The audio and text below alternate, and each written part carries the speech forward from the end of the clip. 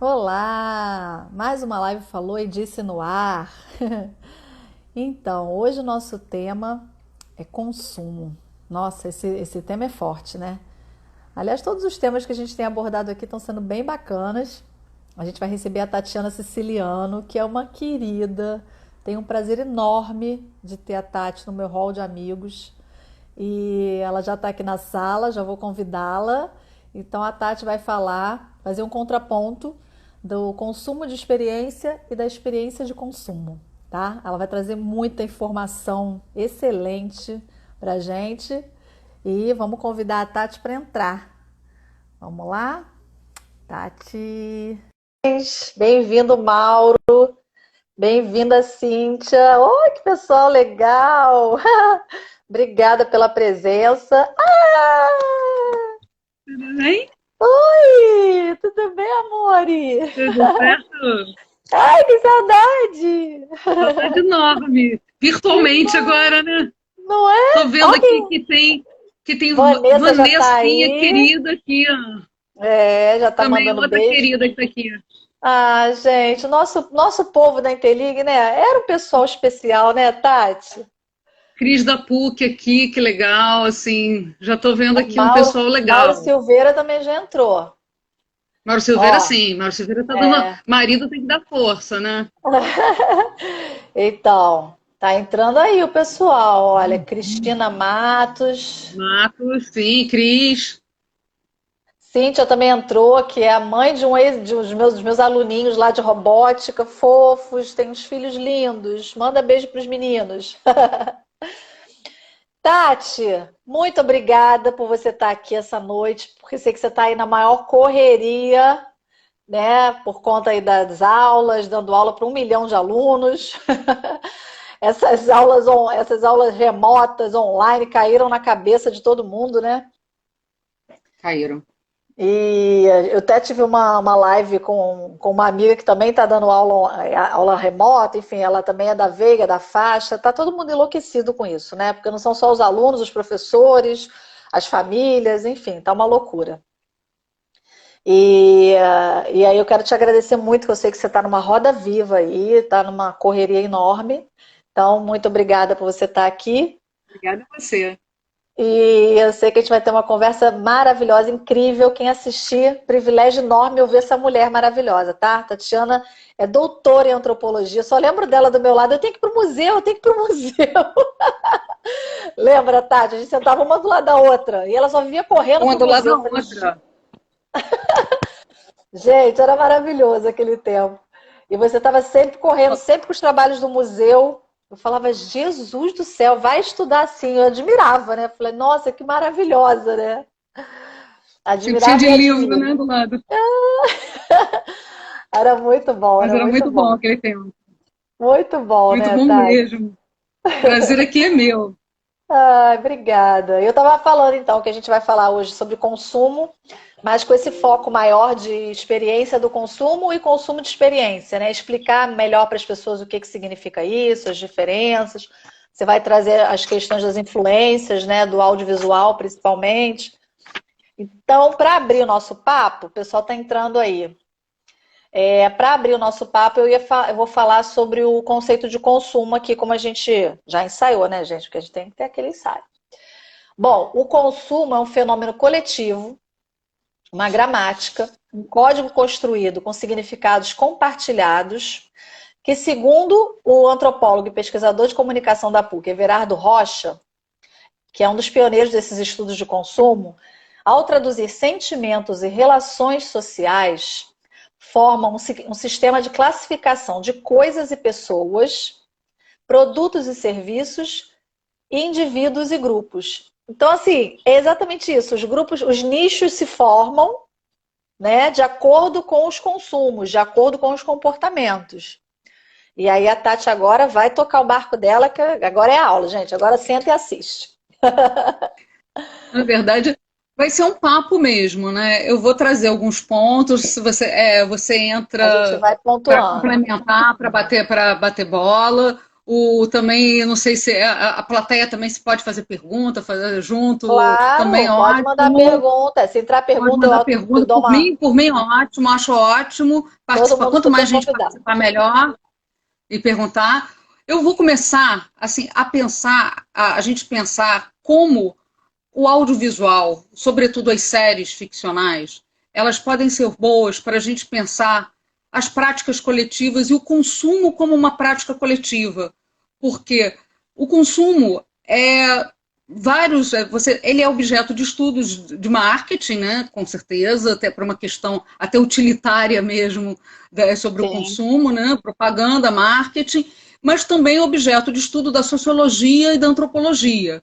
Na antropologia entra como antropologia do consumo, e aí você estuda as práticas. Por quê? Toda sociedade consome. Não é Uhum. só a nossa, contemporaneamente consome, ou passou a consumir a partir da modernidade. Mas toda a sociedade consome. Toda a Uhum. sociedade tem uma cultura material. Então, ela usa objetos artefatos, para poder fazer coisas, produzir coisas, trocar com outros. Isso é uma forma de consumo. E fazer São as parte, né? O pertencimento também, né? o pertencimento, quer dizer, os objetos entrarem como gramáticas, como signos dessa troca, simbolizando alguma coisa, e falando daquele que possui e daquele que recebe, né, aquele Uhum. objeto. Então, todas as Sim. sociedades, elas consomem.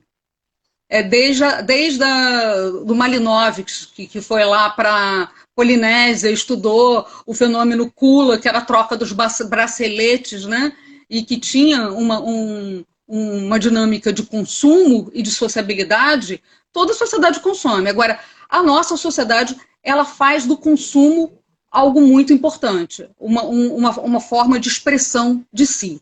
Então, aí Uhum. que entra também um outro lado da sociologia que critica essa prática de consumo que muitos chamam de consumismo, que Uhum. é esse consumo exacerbado, esse consumo que ele não respeita a natureza, ele entope tudo de plástico, de material não Automático, né? É uma coisa reciclável, automática. que você faz que gera um certo desequilíbrio porque você consome sem precisar, enfim, e é não sustentável. Então existe uma crítica também, uma leitura crítica a esse consumo. Mas Uhum. todos consomem, toda a sociedade consome, o consumo faz parte das interações sociais.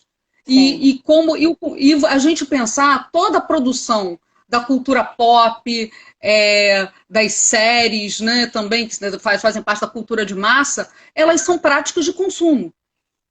Uhum. E elas são boas para representar, como elas também modelam as nossas formas de ser, as nossas modas, os nossos modos de ver o mundo e os nossos modos de consumir, por Uhum. falar de estilos de vida. Não, e essa Então, questão dos signos que você estava falando aí é tão importante que você até colocou aqui, né, no trabalho que a gente estava trocando, a Coca-Cola dentro das músicas, né? Quer dizer, fazendo parte de letras de música. Quer dizer, um produto de consumo, quer dizer, um refrigerante, ela é tão forte, ela tem um símbolo, uma simbologia tão forte de uma geração que os próprios artistas trazem isso para uma letra que é uma poesia, enfim, é uma arte, né? você pensa Alegria, Alegria, do Caetano Veloso, eu tomando uma Coca-Cola, ela pensa em casamento, uma canção me consola. Ele estava lá falando do Sol nas bancas de revistas, que era um jornal, que ficou um tempo, mas que foi um jornal pioneiro em vários sentidos, falando da Coca-Cola, falando de Brigitte Bardot, e da Coca-Cola como um signo. Um signo que Sim. entra naquela geração muito forte também. Uhum. Entra contra a cultura por um lado, mas entra também a Coca-Cola como um refrigerante, como produto industrializado, como uma representação do American Way of Life, que tem a ver com o estilo de vida, em que o Uhum. cinema também é fundamental nessa proliferação, a televisão também começa os programas televisivos, então você tem toda a propaganda, você tem todo aquele imaginário que está ali Sim. captado dentro da música Alegria, Alegria, que não é uma música pró-Coca-Cola. A Coca-Cola ela entra como um signo daquele universo Representando, Como né? contrária, a gente tem na Coca-Cola a Legião Urbana, né? O, O o Renato Renato Russo já faz Russo, uma geração crítica, né? Coca-Cola, que faz Já é uma uma crítica. crítica. Sim. E um que está falando também da Coca-Cola como esse produto símbolo, né? Que meio mágico, muito mais de uma experiência de você tomar Coca-Cola do que qualquer outra coisa, o Lulu Santos com o último romântico. Tomar o mundo feito Coca-Cola, né? Depois até a Uhum. própria Coca-Cola utilizou como refrão, etc. Mas, enfim, mas ele talvez eu seja o último romântico, né? É. E fala com aquela avidez, né? De tomar o Uhum. mundo, de entrar de cabeça, de mergulhar de cabeça no mundo. Então tem uma Sim. licença poética com o produto sendo utilizado em nome dessa licença poética. Não, Então é. é bem É interessante. muito forte, né? A construção da marca, né? Forma também esse tipo de comportamento, né? E entra naturalmente, porque está ali no product placement das telenovelas, dos filmes, das séries Uhum. e de tudo que circula na nossa vida, né? Então, eu É, e até ia nesse começar. momento agora da pandemia, né, a gente está consumindo tudo isso, né, que você está falando aí, as séries, os filmes. Então é legal que você vai dar umas dicas aqui de coisas bacanas para a gente consumir, porque a gente já está tendo muita reflexão, já está, enfim, muito desgastado, tá um clima pesado. Então, trazer reflexões que vão realmente te agregar de alguma forma, né? O que na verdade eu vou trazer duas séries, que é o Years and Years e o This Is Us, mas eu vou primeiro contar uma história Conte. até do Diderot, que é um filósofo iluminista francês da enciclopédia, né, do século XVIII, né, e que ele tem, na verdade, um texto dele que é Lamentações do meu velho hobby, conselho de quem tem mais gosto do que a fortuna. Então, ele escreve isso e fala sobre um hobby vermelho, que ele chama de escarlate, que ele recebe de presente. Aí ele coloca o hobby no quarto dele, ele se sente totalmente um manequim, totalmente chique, elegante com aquele hobby. Aí ele começa a ver que aquele hobby não está combinando com a escrivaninha, com os objetos que ele tem, com a cama, com a almofada. E ele começa a ficar angustiado com aquilo, porque aquele antigo hobby que ele tinha, que era totalmente já esgarçado, velhinho, Lento? que já se ajustava. Exatamente, aquele hobby que você fica em casa, não sei o quê, mas que já adere à forma do seu corpo, ele estava ali, não destoava daquilo ali.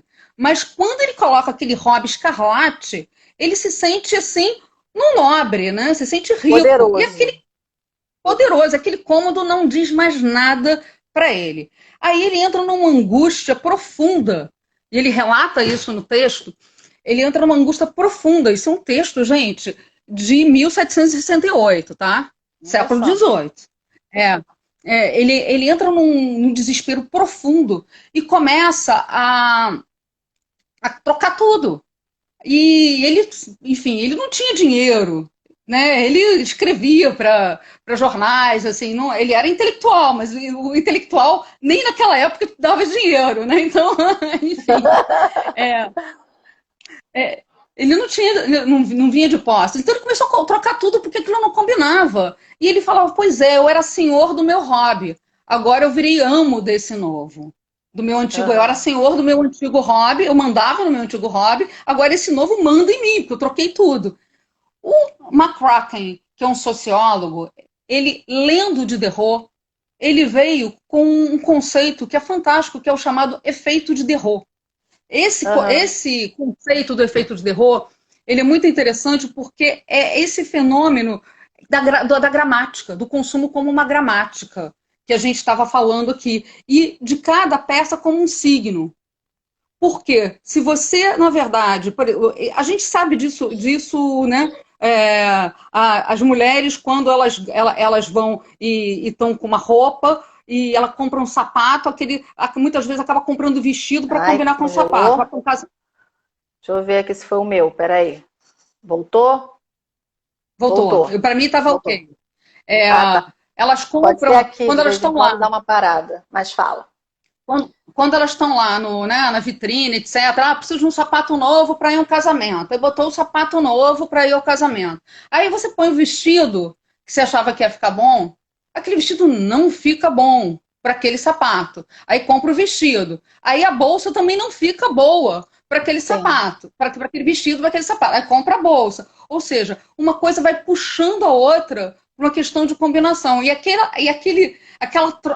compra só de uma coisa, ela acaba sendo uma compra conjunta, porque o consumo ele é esse conjunto, né? Ele tem uma gramaticalidade de uma peça com a outra. Então, isso foi muito bem observado nesse texto do Diderot e trazido como conceito pelo McCracken. E a partir daí, a gente também começa a ver que tudo isso vai sendo nos falado também nos filmes, nas séries. Pensar, por exemplo, o Sex and the City, o filme Sex and the City, né? Quando a Carrie. É série também, mas no filme isso fica muito claro. A Carrie, primeiro, né? A Carrie vai lá e faz aquele ensaio para o vestido de noiva. Ela ia casar lá com o Big, simplinho, tudo bonitinho, né? Um casamento simples. Tinha toda uma proposição de forma de casar que era muito só um reforço de aliança, uma coisa mais espiritual e menos consumo. Aí ela faz o ensaio. Aí fotografa com aqueles vestidos de noiva. Aí ganha o vestido de noiva daquela estilista. Ganhou o vestido de noiva, vai casar com aquele vestido de noiva. Mas aquele casamento simplinho já não combina com aquela, né, com aquela cerimônia com aquele toda. Modelito, Daquele modelinho, né? Com aquela simplinha, né? Aí ela começa a colocar um monte de gente no casamento e ela quase rompe totalmente com o noivo, né, dela por conta disso, porque vira uma outra coisa. E isso é prática de consumo, porque o consumo está falando sobre estilo de vida e sobre questões que você vai se descobrindo e se experimentando ao consumir.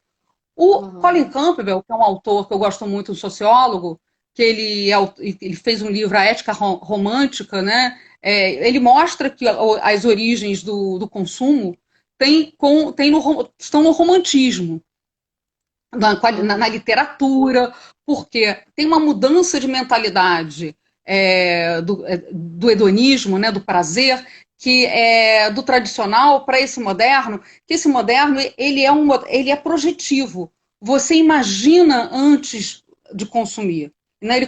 Você começa a imaginar. Então, ele é imaginativo, ele forma uma narrativa, ele tem tudo a ver com as narrativas até audiovisuais, porque é algo que você imagina, você vai lá, sonha, você lê uma revista. Produto de massa. Olha só como tem tudo a ver com a questão do produto de massa. Você lê uma revista, você imagina aquilo ali, você compra aquilo ali para um evento, você se imagina naquele evento. Então o consumo começa ali quando você começa a imaginar, porque já é algo que você está projetando. E aí ele acaba se completando antes mesmo de você, quando você chega na festa, ele já acabou. Aí você já tá com outro sonho para além daquilo ali, né? É que nem aquelas viagens. Sapato, então, né? Se for um sapato, então você tira ele antes do final da festa, você não aguenta. Se ele não quebrar o salto antes, né? Se ele não quebrar o salto em algum lugar. Mas, enfim, enterrar ali em algum canto. Prender em algum cantinho, Exatamente. Aí você pensa nisso, dessa questão, isso tudo da narrativa. Quando a gente começa a conversar sobre isso, a gente imagina, né? A gente imagina desde o Diderot até a Carrie, que realmente aconteceu, né? E esses objetos todos que a gente vai conversando né, e falando a respeito. Então, é muito disso, né? De você consumir para mostrar também, né? É a coisa do mostrar mais do que você mesma querer, né? Do querer ou do satisfazer. Mas tem também uma parte do satisfazer, porque tem uma parte do pertencimento. Porque o consumo, a Mary Douglas e o Baron Wishart fala isso, o consumo ele gera pontes ou cercas. Então, quer dizer, aquele grupo que você quer pertencer, ele te dá a ponte. Ele inclui. Ele faz com que você esteja dentro daquele grupo. Quando você não quer pertencer, ele faz cercas. Então, ele também opera como uma distinção, como uma classificação, uma hierarquização. Então, ele é exatamente por isso. Ele tem essa questão gramatical, né, simbólica, né? Esse é Te o inclui ou te operador. exclui, né? Inclui e te exclui. Agora, recentemente, com a questão de cada vez mais ele está mais aberto e você não tem. Porque antes você tinha as modas sendo muito passadas dos formadores de opinião, né? Quer dizer, as revistas, a alta costura, enfim, davam essa referência da moda e as pessoas com que podiam consumiam e enfim, aquela moda que não ia ficando fora de moda, ia para os lugares que se vendia mais barato. Que é até aquela própria cena do Diabo Veste Prada, que a Miranda fala daquele casaco que a Andy. Ela não tá fora da moda, do sistema da moda. Ela está no sistema da moda, sim. Porque aquele casaco azul lá, que ela está lá achando que ela está totalmente fazendo um estilo que não dou bola para moda, como um estilo de vida dela, ele está dentro do sistema da moda, porque ele foi um grande estilista que há 10 anos atrás lançou aquilo ali, que virou moda e que depois foi mudando, foi como se popularizando. Passou, né? Até chegar na banca lá onde que ela comprou por qualquer coisa no brechó. No brechó, Enfim. Então, e que é um estilo, né? Porque tem gente que vai gostar de vestir brechó porque faz o estilo brechó, né?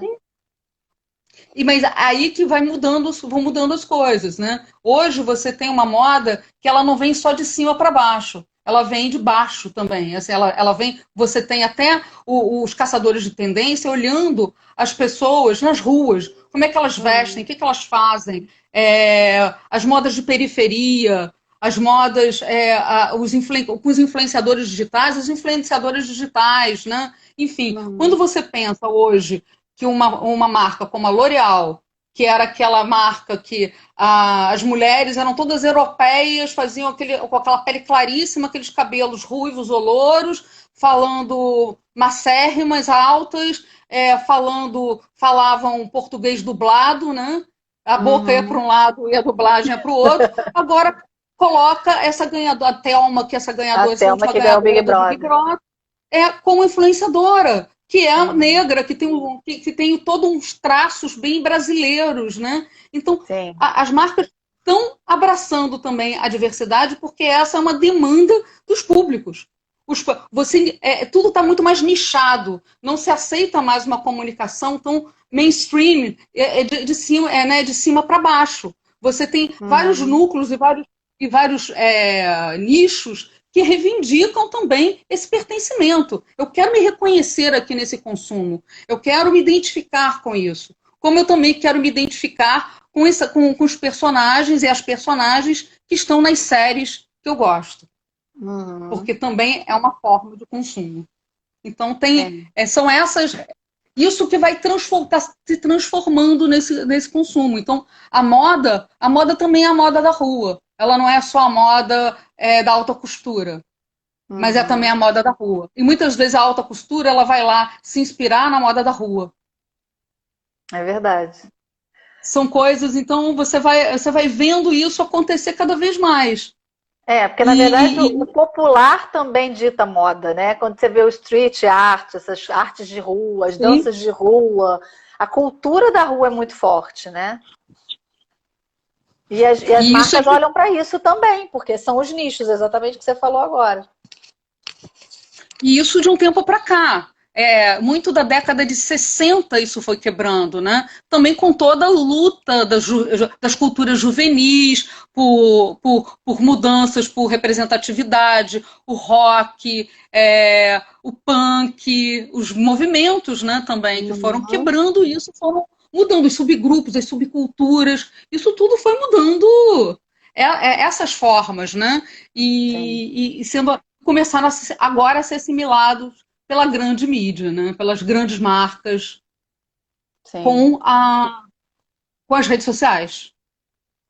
E agora que a gente está tão conectado, né, Tati, com esse momento de pandemia, com essa questão do isolamento, a gente está consumindo muito conteúdo, né? Conteúdo, não Sim. consumindo roupa ou sapato, quer dizer, a gente mudou o nosso ritmo de consumo, até porque a gente está trancado em casa, a grande maioria. Então, assim, consumir séries, filmes, notícias, enfim, isso tudo também mostra, também é um grande termômetro de consumo, né? Tem dois grandes institutos que fazem esse tipo de tendência, né, que é Euromonitor e o Cantar Ibope, que era o Ibope, que agora é o do Grupo Cantar, né, do Cantar Uhum, Ibope. Eles estão trazendo exatamente isso, né, que o consumo por material midiático cresce cada vez mais. Inclusive, a televisão aberta, que antes estava caindo, sim. o jornalismo. O jornalismo na televisão, ele estava caindo, né, o Hum, telejornalismo.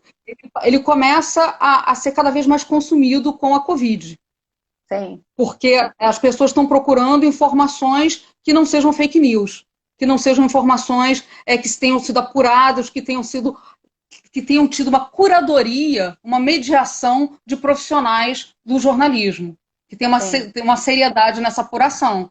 Então, Uhum, com isso, começa a ter maior audiência nos horários dos telejornais, começa a ter a se consumir outras formas de notícia, né? Enfim, que vão sendo agregadas, porque quem está consumindo a notícia da televisão não está deixando de consumir, não está deixando de entrar no Facebook e compartilhar o assunto lá do jornal com todo mundo, principalmente se for algo que tem a ver com aquilo que pensa, né? uhum, Não tá deixando de seguir no Twitter, quais são as últimas que estão se falando sobre aquele assunto. Não está deixando de compartilhar no WhatsApp alguma coisa que acha interessante para suas redes. Então, isso convive com convergências.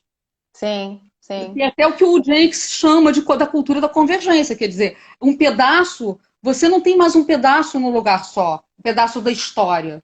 Esse pedaço da história tem vários lugares. E esse pedaço pode ser da narrativa do Star Wars, como ele fala, que é o primeiro caso dessa narrativa que está lá no jogo, está em vários filmes, tá nos bonequinhos, está em várias coisas, como também no Harry Potter, também, que é outro exemplo que ele dá, como Sim. também no próprio jornalismo, a gente pode dizer que tem pedaços para cada um. Ninguém mais consome. Agora eu vou assistir o telejornal e vou no telejornal saber de todas as notícias da Covid. Não. Você fica o dia inteiro trabalhando na tela, dando aula e olha no celular, poxa, entrou alguma coisa. Bipou lá, tweetou alguma coisa. Entra no aplicativo da Folha, do Globo, de outra coisa, vê isso. Achou alguma coisa legal, compartilha.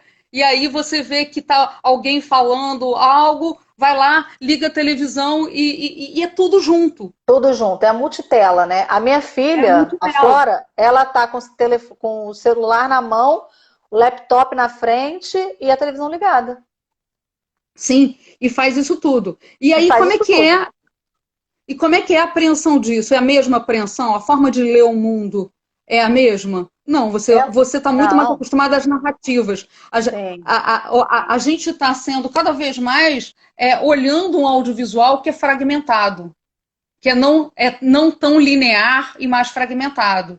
Daí, uhum, até as próprias séries estão falando muito sobre isso. É, por exemplo, a série A This Is Us, que é uma série interessantíssima, estadunidense, que começou em 2016 e já está na sua quarta temporada, que vai narrando a história de uma família, né? Enfim, e essa família começa lá com um casal, quando ele se conhece, e depois os filhos, né, que os gêmeos, o outro que é adotado, é a situação, e depois eles adultos com seus filhos, e depois mais tarde, quando acontecem várias coisas na vida daquele casal, não vou dar spoiler para ninguém, não. Enfim. São várias etapas, Mas pronto. várias etapas, e nessas 4 temporadas são idas e vindas, e a edição é primorosa porque vai fazendo um mosaico. Então, primeiro, o piloto, você não entende nada. Você não entende nada porque ali estão todas as cenas sendo construídas, que é como, na verdade, a gente cada vez mais está lendo o mundo. A gente está lendo o mundo pelo fragmento. É uma colagem de várias coisas, uma justaposição de várias coisas. E de além de temporalidades, de histórias. E, quer dizer, o que a gente faz, quando a gente faz bem, a gente edita isso bem. Aí fica uma coerência. Senão, senão vira aquela sopa de entulho, né? Ou é Frankenstein, sopa de entulho, ou quando a gente faz aquilo ali, aí a gente cria outra coisa com a edição de vários fragmentos.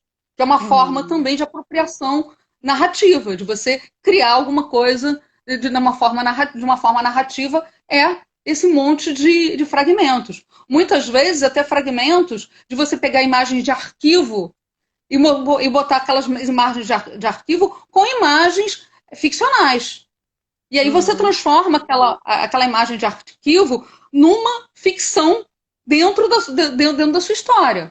Ou torna aquela sua história ficcional parecendo realidade, mais verossímil. Então tem esse jogo narrativo que vai embaralhando essas fronteiras mesmo, vai ficando cada vez mais fluida essa fronteira. E aí traz muito reflexo do que está acontecendo, né, aqui, né, na realidade, né? Ou não? Você acha que não? Porque eu não assisti Como assim? This Is Us. Eu tenho que assistir. Não, assim, as questões que são vividas dentro da série. São coisas interessantes porque são transformações sociais, são transformações, né? O primeiro casal começa ele tendo as lembranças da Guerra do Vietnã.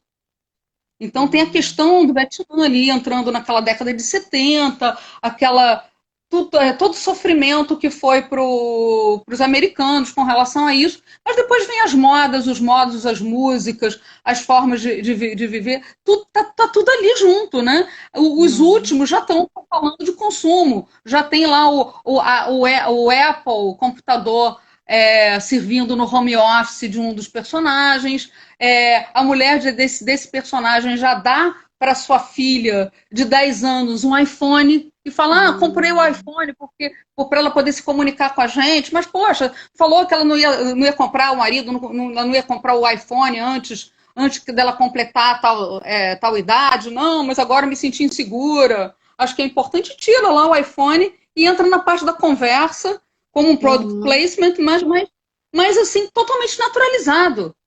Você embarca se você não prestar atenção naquilo. Porque está ali dentro da conversa natural. É institucionalizado já, né? Está institucionalizado. A gente não fala, vou pegar o meu Samsung. No caso, o meu é um Samsung. Mas as pessoas que têm iPhone falam, vou pegar um iPhone. Porque elas têm um maior engajamento com a marca do que a gente tem, talvez, quem usa o Samsung. Sim. Então, tem essa construção. Então, dentro disso tudo, é uma série interessante para você entender mais do que o consumo está ali, mas mais do que isso, tá a vida. Tá a vida de todo mundo. É tipo This Is Us, somos nós, né? Somos nós com os nossos defeitos, as nossas imperfeições, com lacunas, com coisas do passado que assombram o presente e o futuro, com coisas do futuro, no futuro que relembram eventos do passado. E é isso. E daí essa montagem. Então, ela vem nessa... O que é muito interessante nela é essa edição de colagem que vai borrando essas fronteiras entre passado e presente e vai mostrando para a gente uma imagem totalmente feita de colagens e fragmentos muito bem editados, mas que ficam coerentes por essa edição. Então, aí que está assim, o que é tão interessante nesse pensamento contemporâneo. Quer dizer, das pessoas pensarem de forma muito audiovisual, né? Quer dizer, essas novas gerações são alfabetizadas com as imagens. Você tá até E, falando, a gente está falando muito você falou da Apple e assim, só para trazer para mais próximo da gente algumas questões de posicionamento, né, que eu acho importante a gente falar, o que tem em comum a Apple, a Disney, né, e a própria uhum, Coca-Cola é que elas trabalham muito a experiência do consumo. Não, desculpa, o contrário, o consumo da experiência, não é isso? exato. É, Por o quê? consumo da A verdade é o experiência. seguinte, o que que acontece? A experiência de consumo, todos nós temos alguma hora. Sim, É o que a gente tem todo dia. A gente vai à sim, padaria, compra um pão, é uma experiência de consumo. sim. Agora, o consumo de experiência é alguma coisa mais transformadora, né? Você precisa de uma certa imersão daquele indivíduo, aquele indivíduo precisa se sentir participante daquilo, né? Reconhecer aqueles elementos, ter uma história prévia sobre ele. Os parques temáticos são bons exemplos de consumo de experiência. Você entra Experiência. num parque temático, você vai lá, você tem história na fila, você entra no trem lá daquele local, você sente como se você estivesse vivendo aquela experiência, você se sente partícipe, né? Integrante daquela história. Então, ali é um consumo de experiência. As séries, muitas vezes, também fazem com que você consiga entrar na história e se esquecer, como se você tivesse ali os jogos de realidade virtual. Não é à toa Uhum. que cada vez mais você também tem séries querendo se aproximar do modo de ser dos jogos. Aquela Bandersnatch, né, que agora foi do Black Mirror, foi uma que eles tentaram fazer jogos. Né? A narrativa nem ficou boa, mas já foi uma experiência, um balão de ensaio para ver. E os próprios jogos têm roteiros. Tem roteiros de historinhas que vão fazendo com que a pessoa não só jogue, mas se envolva e se sinta como aquela personagem, aquele avatar, enfim. Tem Uhum. todo uma sensação de um jogo e do envolvimento de se sentir ali dentro, Porque quando você engajado está no jogo, você escolhe um personagem, ou seja, ele te joga para dentro daquele ambiente, né? naquele ambiente. E algumas marcas fazem com que você seja jogado dentro daqueles ambientes. Por exemplo, algumas Exatamente. lojas que você pode experimentar, brincar, sente o cheiro, a música. Ali você está. Ela está trabalhando com os sentidos, ela está trabalhando com a experiência. Uhum. Então, ela não está só oferecendo assim, você não vai lá só consumir, né? Uma, Sim. uma, uma, Um uma experiência de produto. consumo. Uma experiência de consumo como qualquer outra coisa, quando você vai à padaria, você tem. Mas um Uhum. consumo de experiência, uma experiência que é única e singular e que tem tudo a ver com aquela marca, que conta a história daquela marca. E que Aí cria que, aí que, conexão, né? Porque quando que cria essa conexão. você gera experimentação, criou conexão, seja aquela música, aquele cheiro, você estava falando dos parques temáticos, você vai lembrar da sensação da roda gigante ou da montanha-russa, a sensação de estar ali, sentindo aquilo, né? Vai te trazer ou bons ou maus, né? Porque dependendo da montanha-russa, pode ser que você tenha mais lembranças. Sim, mas você tem ali até o Mas é a horror. Se for alguma lembrança. coisa de horror, você sente o medo, você sente a sensação. Você É, entra ali, você se sente naquele, sim. naquele Parte ambiente, daquilo, né? né? Parte daquilo. Então, isso é muito interessante de pensar como as marcas estão se apropriando disso. E como também a narrativa ficcional já faz isso. E cada vez faz mais quando também ela engaja a comunidade de fãs a ser produtor de conteúdo, fazer os fandoms, aí faz memes, faz fanfictions, faz outras coisas, que também está dentro dessa apropriação. Cria Uhum. conteúdo, cria blog, comentário, tem um engajamento muitas vezes gratuito, aquelas pessoas não ganham nada por isso, tem trabalho enorme, mas elas estão Uhum. ali compartilhando. Eu me lembro da leitura da Cora Honey, do Game of Thrones, em 2014, eu me lembro, porque estava no meio da Copa, né? E ela estava muito furiosa porque teve no Game of Thrones um episódio que foi a Muralha. Foi um dos melhores episódios do Game of Thrones. Eu sou fã do eu era fã do Game of Thrones, eu não perdia um. Mas eu não era fã de fazer fandom, não. Era só fã de assistir mesmo. Mas, enfim. E procurar Nem spoiler. acho que você tem essa cara. Nem acho que você tem essa cara de fazer essas coisas. Não. Só de assistir. Mas, enfim. Só de assistir. E aí a Cora Honey estava reclamando porque tinha mesa redonda de futebol.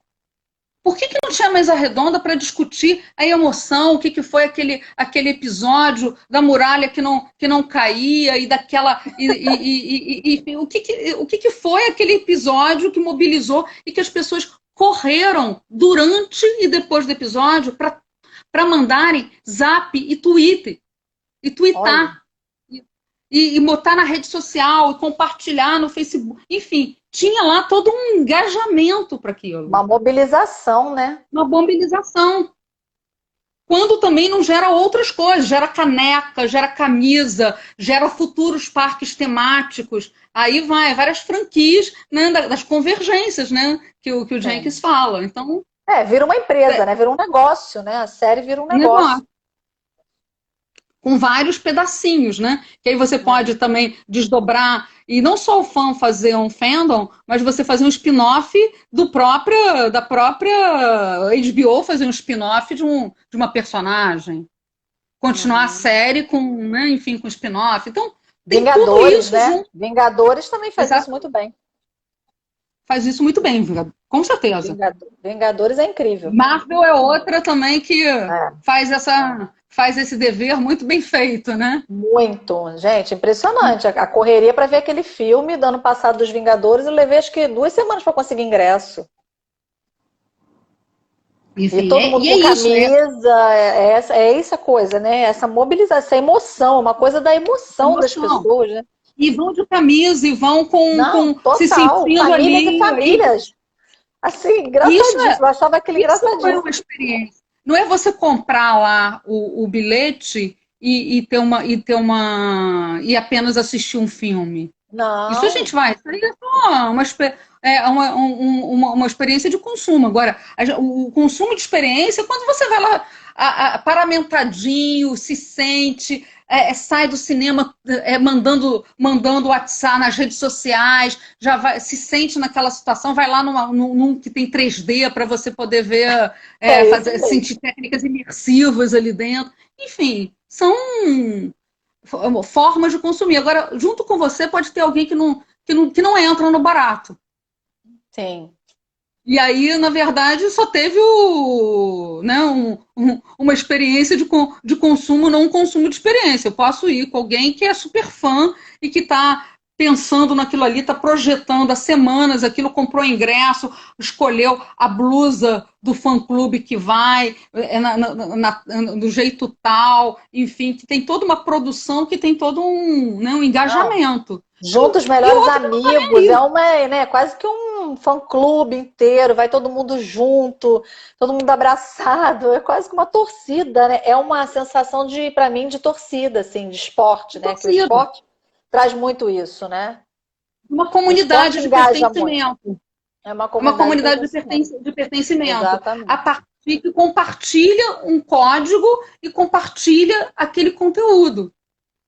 Então, são essas mobilizações, né, que a gente está chamando de... Né, na verdade, esse é um conceito que saiu de um grupo de pesquisa da PUC, com a Cláudia Pereira e com o Everardo Rocha e com outros participantes também. A Cristina Mato, que estava aqui, participou também, a Cristina Braga, enfim, teve várias pessoas, né, Ana Paula Gonçalves, várias pessoas que participaram e trouxeram exemplos e que fizeram com que a gente conseguisse fazer esse artigo, que foi olhando as formas de consumir. Na época, não incluímos as séries. Hoje, se fosse fazer uma revisão desse artigo, as séries com certeza seriam fundamentais, porque elas fazem parte desse engajamento, né, emocional por alguma coisa. Vários, na verdade, assistem séries, essas séries mais, né, que são esperadas,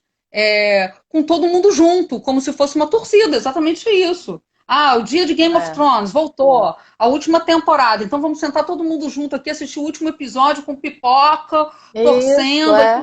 Tem os fãs e os haters. Enfim, tem disputas. Não, uma mobilização absurda. E assim, eu estava escutando outro dia, né, como é que a coisa do consumo vai mudando, assim. Quando, na época que chegou a TV, aí as pessoas falavam assim, ah, agora o rádio vai acabar. Não acabou, o rádio continua aí, né? Aí veio a internet, agora a TV vai acabar. Não acabou, a internet está aí. Agora veio o celular, vai acabar com tudo, né? O celular é o fim do mundo. Gente, o celular está salvando a gente nesse momento. Tá. Né? A verdade é que as Imagina a mídias gente se sem celular. sobrepõem. As tradicionais e as novas, elas se sobrepõem. Elas vão, cada uma contando um pedaço. Agora, isso não é novo, né? Você sabe que o Olavo Bilac, numa revista chamada Cosmos, em 1904, ele estava falando lá de alguns artefatos, né? Que projetavam imagem, etc. E falou: o livro vai acabar, porque ninguém mais tem tempo para dedicar o livro todo. E no futuro não vai ser um jornal, vai ser um jornal animográfico que projeta imagens, etc. Isso em 1904. O livro não acabou. Agora você tem audiolivro, você tem várias outras versões de livro, né? Mas o livro físico continua, exatamente. O Kindle não acabou com o livro, o iPad não acabou com o livro, a gente consome de todas as maneiras. Vai tendo os nichos, eu acho que vão criando os nichos, né? Mas nada mais é hegemônico. O grande ponto é que é o que o Chris Anderson fala na Cauda Longa. Você, na verdade, nicha tudo, né? Então, o que dá muita dificuldade para as indústrias estabelecidas. Por exemplo, a indústria fonográfica, ela demorou muito tempo para perceber que o consumidor dela mudou. E tentando impor aquela estrutura que ela tinha antiga. Agora também a própria indústria de entretenimento, com a entrada do streaming, ela ficou muito baqueada. Até começar a correr para também oferecer no streaming, a tentar mudar os seus custos de produção, enfim. Mas vai ter que rever agora o streaming, né? E o streaming agora está sendo a salvação de muita gente, né? Sim. Porque é muito engraçado isso, que as pessoas ficam, agora é home office, agora é home office, então ninguém mais volta a trabalhar. O que vocês acham? Que vai ser tudo online? Eu falei, gente, não vai ser nada online, vai ser tudo uma parte. Ninguém consegue ser só digital, só presencial. A gente tem que ser tudo. E quem é professor de Zoom sabe que quem é aluno de Zoom também, gente, sabe que não dá. Você, na verdade, é outra coisa. Tem sim, tem seu espaço, cumpre seu papel, cria uma rotina, tem um monte de. Tem várias coisas interessantes. De repente, aquele evento que você tinha, um participante que você nunca ia conseguir trazer para a tua sala de aula, de repente você pode trazer de Zoom e a turma toda está ali. Enfim, é possível. Você começa a ter criatividade para pensar em saídas e situações. Sim. Que é exatamente o que esse momento ele pode fazer duas coisas, né? Que é o que o Frank Furedi fala, quer dizer, a crise, o legado da crise vai ser o que a gente vai fazer dela. Efetivamente, o que a gente vai fazer dela quando acabar? Se a gente vai continuar cada um vivendo na sua bolha, indivíduo, e não ter uma solução coletiva, não pensar num conjunto, efetivamente a coisa não vai dar certo, né?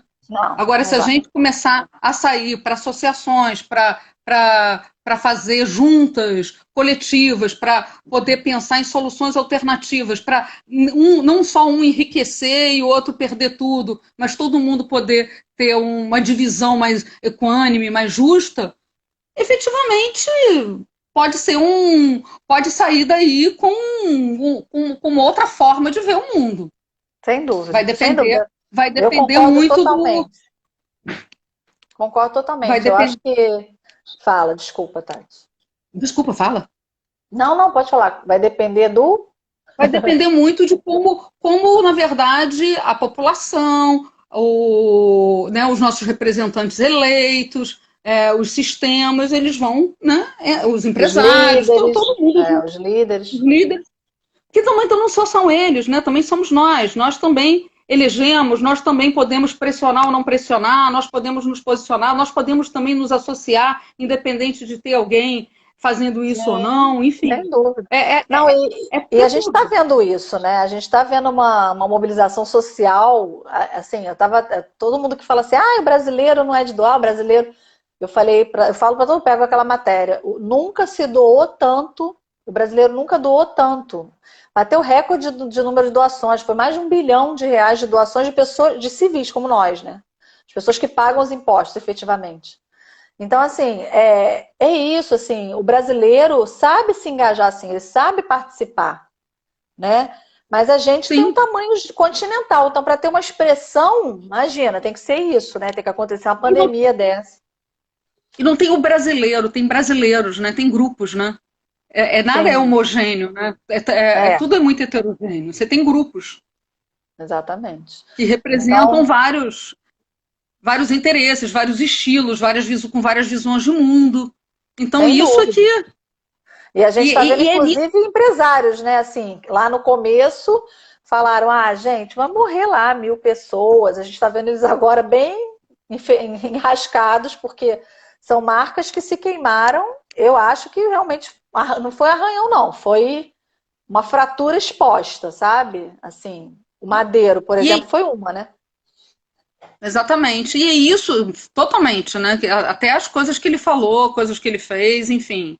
E É, isso também é uma demanda, segundo a Euromonitor, segundo, enfim, o Ibope, né? A Canta Ibope, é a procura por marcas que sejam socialmente responsáveis. Você tem um grupo social, né? Não são todos, não é todo mundo, mas que não, paga até mais por marcas socialmente responsáveis, por sim. marcas engajadas, por marcas que não sejam homofóbicas, por marcas que não sejam sexistas, por marcas que apresentem diversidades de corpo, de étnicas, enfim, que se preocupem e que Uhum. estejam. Então isso está também aí dentro dessa posição desse novo tipo de consumo, né? Como também já está nas séries. Você não vê uma série mais hoje nos Estados Unidos, no Brasil você você passa uma novela na Bahia sem negro, né? O negro só em papéis, né, figurantes, mas enfim, como Segundo Sol. Mas isso a gente nós ainda temos muito. Mas você olha as séries inglesas, as séries estadunidenses, cada vez mais todas as séries têm personagens negros, asiáticos. Você começa a ter uma representatividade étnica ali dentro. Eu acho incrível um grupo que a Flora adora, que é o Now United. Você já deve ter ouvido falar desse grupo. Que um adolescente de cada país, de cada etnia. E eu acho Muito. fantástico. Inclusive, o símbolo do grupo é uma bandeira de arco-íris. Ou seja, eles estão não só falando de etnia, como estão falando de opção sexual. Né? É da E isso diversidade, é diversidade da mesmo, né? diversidade. E assim, falando para crianças de 11, 12 anos, 10 anos. Entendeu? Então, assim, essa mensagem de que todo mundo importa, né? É isso. Todo Sim. mundo importa. Eu achei As fantástico diferenças importam. Você tem o esse respeito às grupo, diferenças, né? É com o respeito às respeito às diferenças. diferenças. A Exatamente. Years Então, and Years, trazer isso na música, né? a Years and Years, que eu não tinha falado, é essa série inglesa Fala. que para mim assim a série imperdível. Years Porque and Years, né? Já tô anotando tudo aqui. primeiro ela tem 6 episódios, é do HBO, né? Tá no Aham. HBO. Ela é parceria da BBC com HBO. Na verdade, ela começa em 2019 e ela faz uma projeção para os próximos 15 anos. Na verdade, ela fala de um Brexit que é vitorioso antes do Brexit ser vitorioso. Ela vê Uhum. uma eleição, espero que ela esteja errada nisso, uma reeleição do Trump. Uhum. Enfim, projeto. Ela fala de uma líder primeira-ministra populista que ganha as eleições por redes sociais e com boatos, fake Fake news. news. Então, Conhecemos esse assim, caso, né? esse caso. E que, É, assim, e que a cada pressão que a imprensa faz em relação, joga um factoide da vida e sai daquela pergunta para uma outra coisa. tira do Arruma uma foco, né? crise. É. Qualquer semelhança não é mera Não é. coincidência. A gente acha que é aqui. Não tem problema. Que errou de país. Não, não tem problema. Ai, gente, E, difícil. e isso, assim, mas junto com isso, essa família é uma matriarca que mora perto de Londres, é um casal, uma mulher lindíssima, negra, casada com branco, bem inglês, bem brancão mesmo, e que tem uma filha que quer ser transhumana. Olha, Quando tem uma cena assim genial que ela vai dizer para os pais que ela quer ser com filtro no rosto, né? Um filtro que assim mostra uma carinha de urso, uma carinha diferente da carinha dela. Ela diz que ela vai dizer que ela tem uma coisa muito séria para falar. Eles não tem problema, a gente vai entender. Achavam que ela queria ser transexual. Tava achando. Aí quando ela fala que ela quer se juntar à nuvem, você quer se suicidar e se juntar à nuvem? A mãe surta. gente, Mas, porque é muito doido, né? Assim, a mas, gente nem sabe como é que funciona esse raciocínio.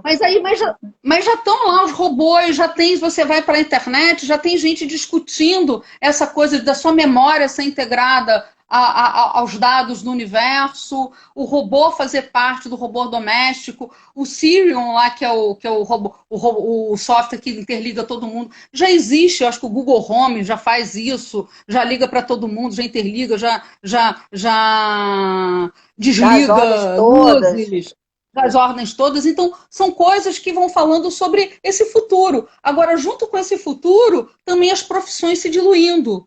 Porque as profissões, os dois, o casal super bem sucedido, que morava em Londres, morava numa casa belíssima. Aí você vê todos aqueles signos do consumo, aquela cozinha maravilhosa, com aquela geladeira incrível, com aqueles espaços, tudo lindos, né? De comercial, perdem o seu emprego. E aquele emprego que era tradicional passa a ser obsoleto. E na verdade, o Stephen, que é o marido da Celeste, né, que é do casal interétnico, eles acabam indo para a casa da mãe.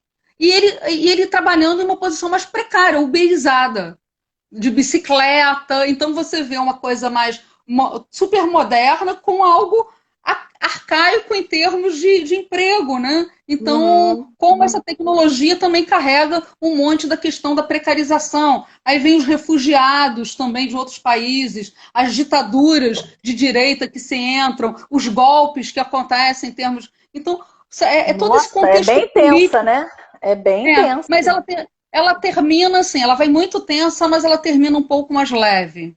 Né? Não, intensa, intensa que eu Ela é falei. intensa, ela é intensa e tensa. Bastante coisa Intensa. que te faz assim ficar meio zonza, né? É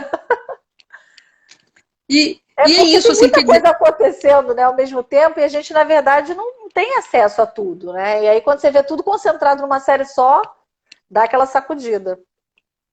aí quando você olha para ela, você vê, ok, todas as tendências ali estão. As casas multifuncionais funcionando como home office, o uso de tecnologia com todos os robôs, laptops, gadgets para você trabalhar em várias velocidades, com toda a questão das plataformas digitais, o e-commerce, ele mesmo entregando, né, o delivery, aquelas coisas, isso tudo, né? A questão do entretenimento ali, junto com o jornal, com as outras plataformas, tudo convivendo junto nessa grande convergência, né? E isso tá tudo ali. Nossa, Tá Tati, todo colocado precisa nessa assistir série. urgente. Precisa assistir urgente. Tati, a gente só tem um minuto. Olha como passou rápido. Então vamos. Então vamos, então Olha, vamos fechar qual é aqui. a sua mensagem final? A gente consegue colocar um pedacinho da última cena aqui do Years and Years Não, como porque interessante? Não, o não. Instagram derruba a live. Se a gente não encerrar em Então, uma hora, a gente perde. Mas, a ó, mensagem todo mundo final vai é assistir, gente. É a gente pensar exatamente essa questão aqui do Frank Furedi, né?